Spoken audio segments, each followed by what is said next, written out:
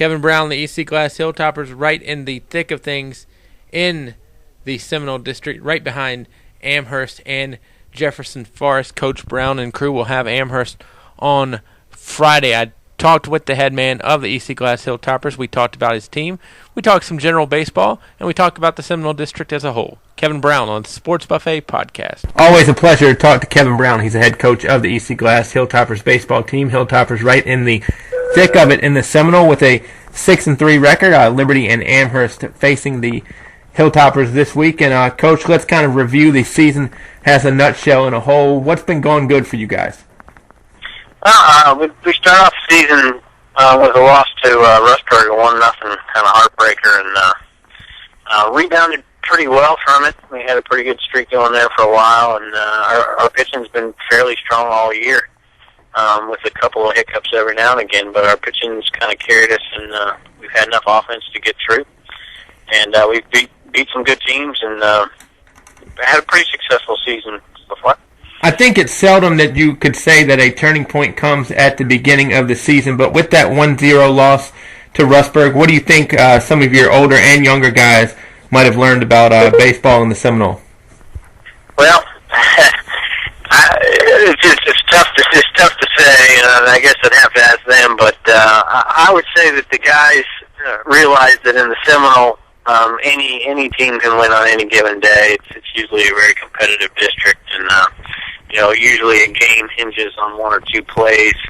And in that game, it was just a close game, and we ended up losing 1-0 in the last inning. And we missed some opportunities early, and we can't leave anything on the table if we want to win a game against any opponent in the district. If somebody comes out to see the Hilltoppers play, who are some bright points that might catch people's eyes? Well, obviously we have Nigel Andrews, and he's just a terrific athlete. He's our ace on the mound, and he's our shortstop when he's not on the mound. And he bats 3 for us. He's having an outstanding year. He's hitting somewhere over 600 right now. And he's constantly on base, and he's broke our school record. I think he's sitting at 7 right now, and we still got some games to go. He already has the RBI record and the base hit record, and so he's obviously the guy that everything kind of works off of. But there's a lot of people kind of that don't have all the glory, like Logan Collins, our catcher, has just been outstanding for us this year.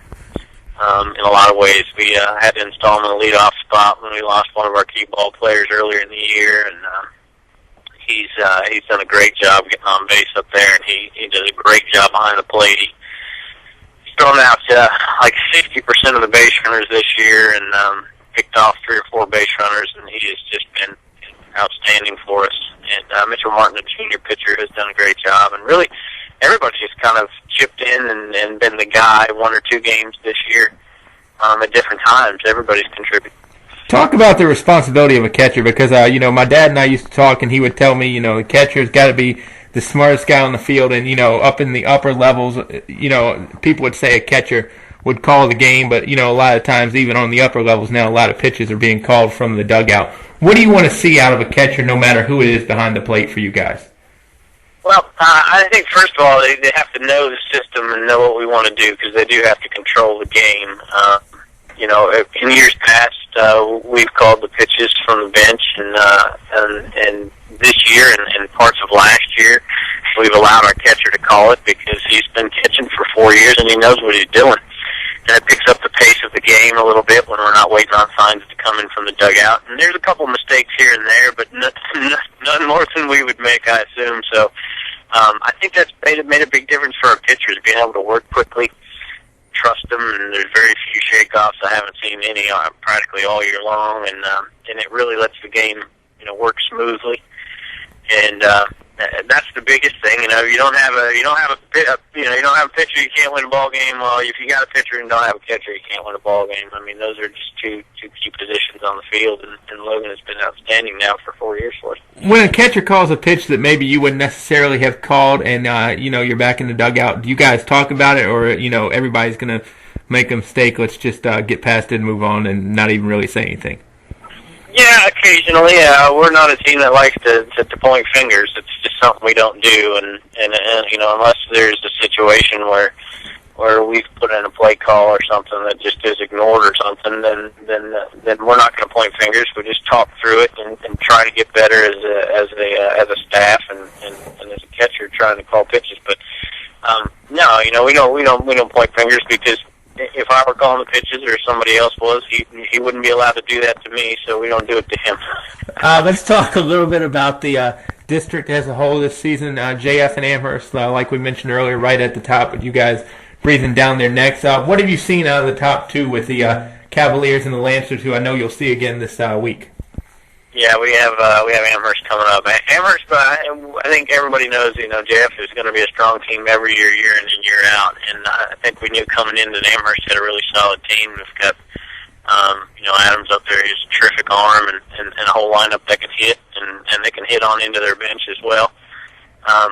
And JF, of course, won the district last year and returned a lot of players. They had a couple injuries, but, they're just a well-disciplined team. They make all the plays, all the routine plays, and go out and throw strikes, and they don't beat themselves. And so they'll be there every single year. And, we got a W against them this year, first time that I can recall. And it's a difficult team to beat.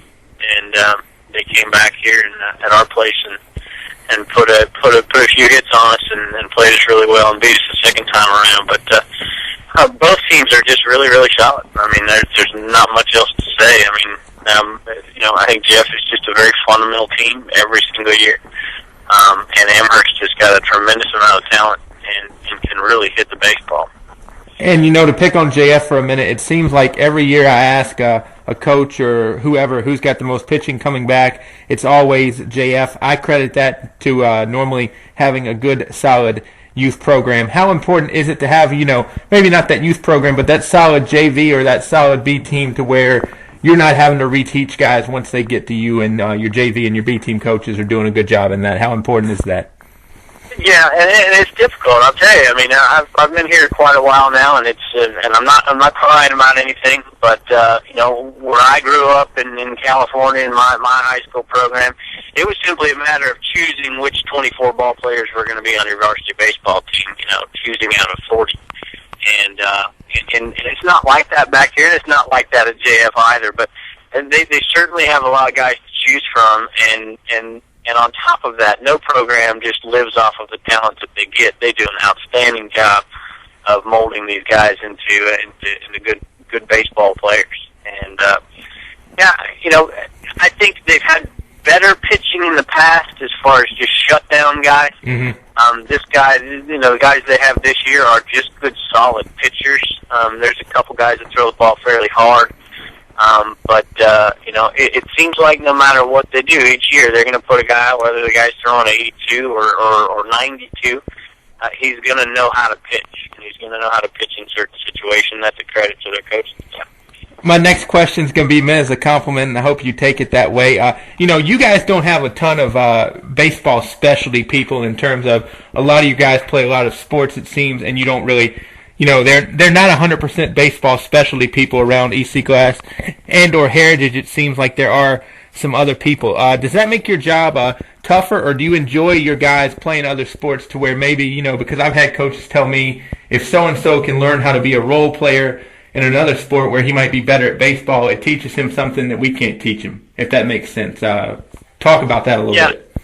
Actually, I'd say that was probably more true of us in the past. Mm-hmm. I think that multiple sport guys are kind of going by the wayside. Not entirely, but there's very few three-sport athletes anymore. It's narrowed down to two. And even this year, we lost a key player in Harrison Sharp this year because his concentration is on track, and that's the direction he wanted to go. And he would have been an outstanding baseball player for us this year. But it's difficult in this day and age, getting scholarships and going in different directions.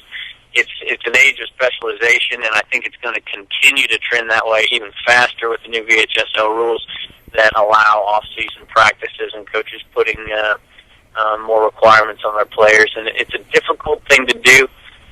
But I think this year we have very few two-sport guys, three-sport guys compared to years past. However, we have fewer ball players. We have 11 ball players on our varsity baseball team, and that's been a problem we've had over here for years. Is just too few guys, and when we get them in, we try and do the best we can with them. And a lot of guys that in all honesty, wouldn't make these other high school baseball teams around here get an opportunity with us, and with that opportunity, sometimes they impress you. So I don't think that is as big of a deal here as it used to be. It's still just the problem that still remains is just the fact that we cut very few baseball players because we don't have much to choose from. But we like to think we've done a pretty good job with the kids that we've got. They're very committed. Couple more questions for you, and if you want to pass on this one, I'll let you pass. Do you like what the VHSL has done in terms of letting you guys practice out of season now to where it used to be not so much, and what you could do was really limited? If I was 25 instead of 35, I'd tell you that it was the best thing that ever happened to me. But now, having a wife and a kid, and it puts, to be perfectly honest with you, it puts a strain, it puts a stress on you, because now that you're able to do it, it's a lot of parents or athletes, they don't demand it, but they certainly expect it, and to be out there and to commit so much time to it is difficult. It's absolutely difficult, and we've always committed a lot of time in the off season, anyways, to conditioning and those kind of things. But now this opens the door where it really makes your coaching staff that much more important, because no one person can do this for an entire year. I'll be honest with you, with the stipends that you're paid, you really do this for the love of the game. You're not doing it for the money. And to add that many more hours, it becomes really, really important that you have a good staff around you if you really want to succeed, just to kind of divide the labor up. Trust me, as a former assistant coach in volleyball, I think I figured out I was actually paying them to coach rather than getting paid, it seemed. So, Coach, final question for you. Definitely appreciate your time. Hopefully we'll do this again really soon. Give me a couple things down the stretch that you want to keep doing as well as you've been doing, and give me a couple things that you want to see your team do a little bit better as we head towards that Seminole District tournament. Sure. Well, I like to continue to improve our defense. I think we have been doing that over the last few games. Our defense has been getting better throughout the rest of the year. I guess figuring out how to close ball games out would be something that we need to improve upon as well, where knowing the situations if you have a lead, and knowing what to do with it, knowing how to play with a lead, and knowing how to pitch on the mound with the lead. A lot of things we were doing well all year. We've been hitting the baseball, which is probably our best hitting team probably since 2008, which was a very good season for us, and it may even be better than that team. So we're just hitting the baseball. We've been aggressive at the plate. We haven't chased many balls out of the zone. We've kept our strikeouts down, and we've put the ball in play hard. So I think that's probably the best thing we've done this year. Coach, best of luck. Hopefully we'll see you really soon, and good luck with the rest of the season. All right, thank you much. Kevin Brown on the Sports Buffet.